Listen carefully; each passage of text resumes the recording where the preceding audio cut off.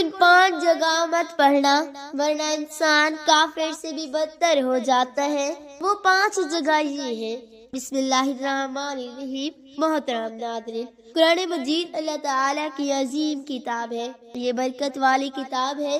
اس کی ہر آیت کریمہ مومنوں کے لیے شفا ہے۔ اس کے ایک ایک حرف میں 10 نیکیاں اللہ تعالیٰ نے مقرر فرمائی ہے۔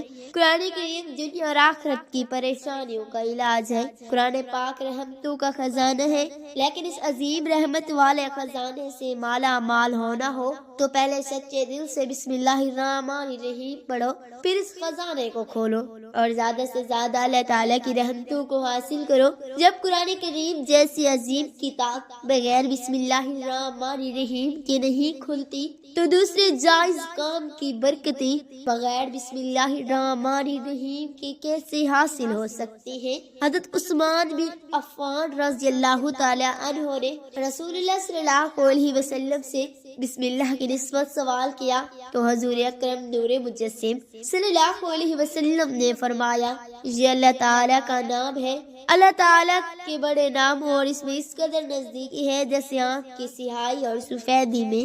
حضرت جابر رضی اللہ تعالی عنہ فرماتے ہیں، جب یہ آیت مبارکہ بسم اللہ الرحمن الرحیم اتری، بادل مشرق کی طرف چھٹ گئی، ہوائیں ساکن ہو گئی، سمندر ٹھہر گیا، جانوروں نے کان لگا لیے، شیاطین پر آسمان سے شعلے گرے اور پروردگار عالم نے اپنی عزت و جلال کی قسم کھا کر فرمایا کہ جس چیز پر میرا یہ نام لیا جائے گا اس میں ضرور برکت ہوگی۔ حضرت ابن مسعود رضی اللہ تعالی عنہ فرماتے ہیں کہ جہنم کے 19 دروازوں سے جو بچنا چاہتے ہو تو بسم اللہ الرحمن الرحیم پڑھو۔ اس کے بھی 19 حرف ہیں، ہر دروازے سے بچاؤ بن جائے گا۔ اسے ابن عطیہ نے بیان کیا ہے، لیکن کچھ ایسی جگہ ہیں جہاں پر بسم اللہ الرحمن الرحیم پڑھنا حرام ہے، جائز ہی نہیں ہے۔ ہر انسان جہاں چاہتا ہے پڑھ لیتا ہے۔ کچھ لوگوں کی ایسی عادت بن جاتی ہے کہ وہ ہر کام کرنے سے پہلے ایک دم بسم اللہ الرحمن الرحیم پڑھتے ہیں، تو کچھ ایسی بھی جگہ ہیں جہاں پہ بسم اللہ ہمیں نہیں پڑھنی چاہیے۔ جہاں پر بسم اللہ الرحمن الرحیم انسان اگر پڑھ لے گا تو وہ گناہگار ہوگا۔ بسم اللہ کا پڑھنا ایسی جگہ پر، ایسے مقامات پر جائز ہی نہیں ہے۔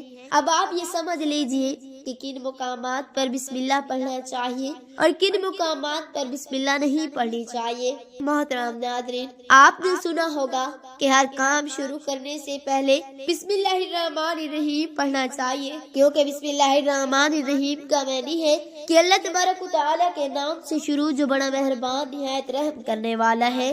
یعنی ہم جو کام شروع کر رہے ہیں وہ اللہ کے نام سے شروع کر رہے ہیں تاکہ اللہ تعالیٰ ہماری اس کام میں برکت عطا فرما دے۔ اور بسم اللہ پڑھنے کے فائدے بھی بہت زیادہ ہوتے ہیں۔ اگر کوئی انسان کسی کام کو بسم اللہ پڑھ کے کرتا ہے تو اللہ تبارک و تعالیٰ اس کام میں برکت عطا فرماتا ہے، اور یہ سنت بھی ہے۔ حضور اکرم صلی اللہ علیہ وسلم نے بہت سارے مقامات پر ہمیں بسم اللہ الرحمن الرحیم پڑھنے کی تاکید فرمائی ہے، اور حضور صلی اللہ علیہ وسلم نے بسم اللہ الرحمن الرحیم پڑھنے کا حکم دیا ہے۔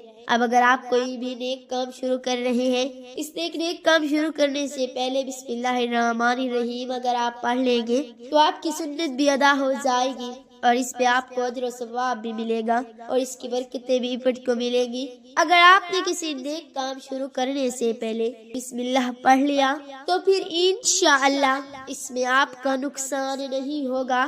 اللہ تعالیٰ خود آپ کا حامی و مددگار اور ناصر بن جائے گا، کیونکہ آپ نے اپنے کام کو اللہ تعالیٰ کے نام سے شروع کیا کہ ہمارا کام تھا کرنا اور بندہ کیا کرتا ہے، اور اس کے بس میں ہوتا کیا ہے؟ بندہ تو اسباب اختیار کرتا ہے، اور بندہ کر بھی کیا سکتا ہے؟ بندے کے ذمہ صرف اسباب کا اختیار کرنا ہے کہ آپ کسی کام کو کرنے سے پہلے سبب اختیار کریں کہ ہمیں یہ کام کرنا ہے، باقی اللہ تعالیٰ کے سپرد کریں، آپ اپنے کام کو کریں، باقی جو آپ کا کام ہے وہ اللہ تبارک و تعالیٰ کے سپرد کریں۔ ایک مرتبہ ایک صحابی آئے، آ کر عرض کیا، یا رسول اللہ صلی اللہ علیہ وسلم، میں پریشان ہوں हमारे ऊँट कहीं खो गए हैं। तो आप सल्लल्लाहु अलैहि वसल्लम ने इनको फरमाया कि अल्लाह ताला पे भरोसा करो, और अल्लाह पे भरोसा ये असल चीज है। ये वो लोग हैं कि मैंने अल्लाह पर भरोसा कर लिया। अल्लाह पाक काफी बेहतरीन कारसाज है। तो कुछ साहबा कराम रिजवानुल्लाह ताला अलैहिम अजमाइन ने अर्ज किया, या रसूलल्लाह सल्लल्लाहु अलैहि वसल्लम, हमें अल्लाह की जात पर भरोसा है, क्या हम अपने ऊँटों को ऐसे ही छोड़ देंगे? अगर हमारी किस्मत में होंगे तो हमारे ऊँट वापस आ जाएंगे, और मुकद्दर में नहीं होंगे तो चले जाएंगे। हमें अल्लाह ताला की जात पर भरोसा है। तो हुजूर अकरम सल्लल्लाहु अलैहि वसल्लम ने फरमाया कि नहीं, पहले अपनी ऊँटों को बांधो, फिर अल्लाह की जात पर भरोसा करो। यानी हमारे जिम्मे जो काम है वो हमारे ऊपर करना लाजिम है। असबाब का इनकार करने वाला जहल होता है। असबाब का इंसान इनकार कर नहीं सकता कि नहीं हम तो हाथ रख के बैठ जाएंगे, अब अल्लाह ताला रिस्क ले आएगा क्योंकि वो रज़ाक है, वो हमें खिलाएगा। लेकिन आप अपनी मेहनत कीजिए, आप असबाब इख्तियार कीजिए, फिर अल्लाह ताला की जात पर छोड़ दो। आप पहले जाओ मजदूरी पर, आप काम पर जाओ, आप कारोबार करो, फिर अल्लाह ताला की जात पर छोड़ दो कि ऐ परवरदिगार आलम, अब हमारा काम था हमने कर लिया, आगे तेरी रजा है और तेरी रहमत के हम उम्मीदवार हैं। सिर्फ हमारे कमाने से रिस्क थोड़ी मिलता है। आपने कमाया, बस कमा के लिए आए।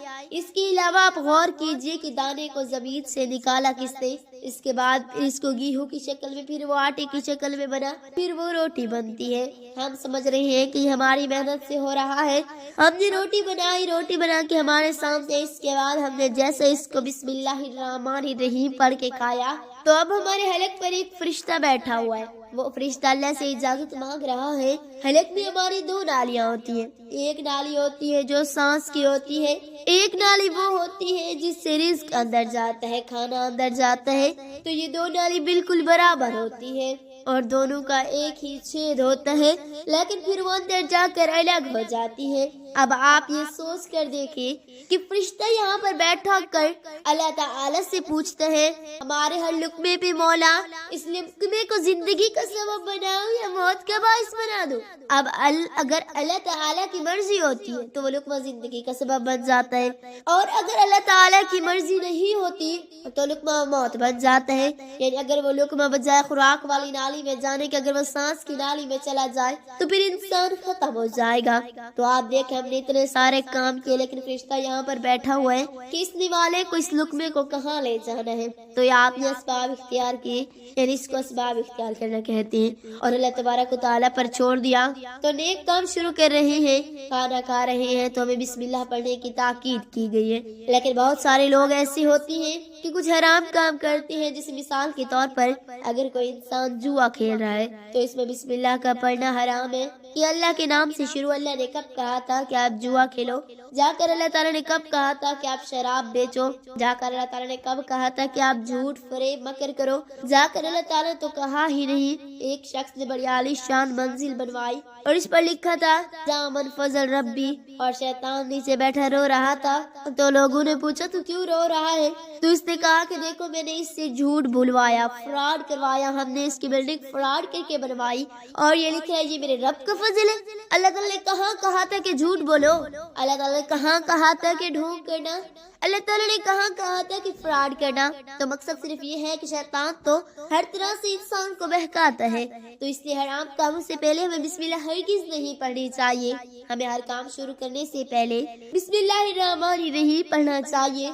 हमें एहतियात रखनी चाहिए कि जब हम बाथरूम के अंदर दाखिल हो चुके हों, नहाने से कबल बिस्मिल्लाह ना पढ़े, बाथरूम में जाने से पहले हम बिस्मिल्लाहिर्रहमानिर्रहीम पढ़े, और बाथरूम के निकलने के बाद जब कपड़े पहने तो फिर बिस्मिल्लाहिर्रहमानिर्रहीम पढ़े। और कोई इंसान कारोबार करता है तो इसने झूठ बोला और फिर इसके बाद पैसे लेते वक्त बिस्मिल्लाहिर्रहमानिर्रहीम पढ़ा। तो ऐसी जगहों पर जहाँ पर हराम काम कोई बंदा करते हैं तो वहाँ पर बिस्मिल्लाहिर्रहमानिर्रहीम नहीं पढ़ना चाहिए, क्योंकि अल्लाह तबारक व तआला ने आपको दुनिया में छूट दे रखी है कि जैसा करोगे वैसा भरोगे। अल्लाह ताला सबको देख रहा है कि कौन क्या कर रहा है। तो जो कुछ तू कर रहा है सही है या गलत, इसके बाद फिर लोग कहते हैं कि ये तो अल्लाह की मर्जी है। लेकिन याद रखना یہ اللہ کی مرضی نہیں، اللہ کی اجازت ہے۔ اللہ نے آپ کو اجازت دی ہوئی ہے، بس اللہ نے جھوٹ دی ہوئی ہے کہ کر لو دنیا میں جیسا کرنا ہے۔ اللہ ظالم کو ڈھیل دیتے ہیں، لیکن جب پکڑتا ہے تو چھوڑتا نہیں۔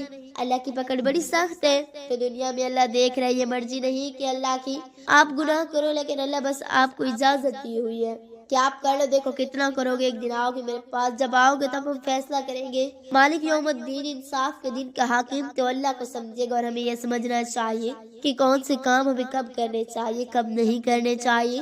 جو سنت رسول صلی اللہ علیہ وسلم پر ہم عمل کریں گے تو اللہ تعالیٰ ہمیں کامیاب کر دے گا، دنیا میں بھی اور آخرت میں بھی انشاءاللہ۔ اللہ پاک ہمیں بہت احترام کرنے کی توفیق عطا فرمائے اور ہمارا خاتمہ ایمان پر فرمائے، آمین۔ اللہ تعالیٰ تمام مرحومین کی بخشش و مغفرت فرمائے، آمین ثم آمین۔